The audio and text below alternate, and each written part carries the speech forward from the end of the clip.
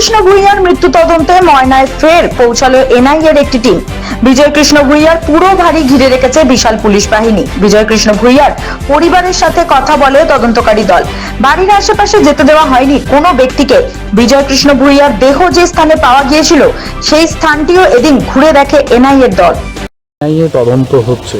তৃণমূলের শাসক দলের তরফে অভিযোগ করা হচ্ছে যে এটা বিচে অভিযোগ করা হচ্ছে এবং এনআইএ তদন্তে যা উঠে আসবে তারা কেউ এটাতে জড়িত না। কি বলবেন?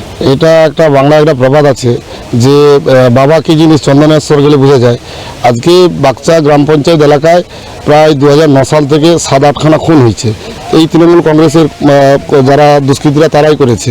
এনআইএ তদন্ত এর আগে কোনোদিন আমরা দেখিও নি, শুনেছি কেবলমাত্র। বাগচায় আজকে যে এনআইএ তদন্ত হচ্ছে বিজয়বাবুর কেসে, তাতে আমরা যে এনআইএ যেভাবে তদন্ত করছে এবং তাদের যা গতি, তারা একটা জিনিসকে যেভাবে বারবার প্রমাণ করার চেষ্টা করছে যে সাথে আমরা একদম স্বতঃস্ফূর্তভাবে একদম ক্লিয়ার যে যারা এই ঘটনার সঙ্গে যুক্ত, যারা ঘটনা ঘটেছে তারাও যেমন শাস্তি হবে এবং এর সঙ্গে যারা পেছন থেকে ইনভলভ, যারা এই খুন খারাপিতে মদত দেয়, তারা যেমন ধরুন অমিতাভ ভঞ্জ, শাহজাহান বা এই সমস্ত তৃণমূলের যারা বড় লিডার আছে তারাও শাস্তি পাবে।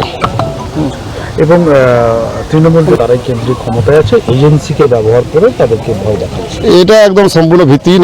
এটা কোর্টের নির্দেশ হয়েছে। আমরা হাইকোর্টের দ্বারস্থ হয়েছিলাম পুলিশের উপরে এবং আজকে যিনি পুলিশের ওসি ছিলেন তিনি ঘটনাস্থলে এসেছিলেন যখন আমাদের এনআইএ ডিআইজি অফিসার আছেন, উনি এসে বিশেষ ফড়ফড় করছিলেন এবং যেখানে ঘটনাস্থলে, আমরা তো ঘটনাস্থলে 3 দিন পরে এসে যেখানে বডি পুলিশ পাওয়া গেছে বলে বলছে, সেই স্থল যেটা পুলিশ দেখেছিল যে চিত্র অঙ্কন করা আছে তার সঙ্গে এখনও পর্যন্ত মিলে না। এবং যে অফিসার আজকে আমাদের বড়বাবু আজকে হয়েছেন, উনি তখন এসডিপিওর আন্ডারে এই কেসের ইনভেস্টিগেশন করছিলেন। উনি যখন বেশি ফড়ফড় করেন তখন আমরা স্যারকে বলি যে তখন ইনি এসডিপিওর আন্ডারে ইনি এখানে লোকালে ইনভেস্টিগেশন করছিলেন। তখন তো ওনাকে প্রচণ্ড ঝরেছে যে আপনারা যা আপনাদের তথ্য দিয়েছেন, আপনাদের তথ্যের সঙ্গে লোকালি কোনো তথ্য মিলছে না, তা আপনাদের সঙ্গে আপনাদেরই হবে।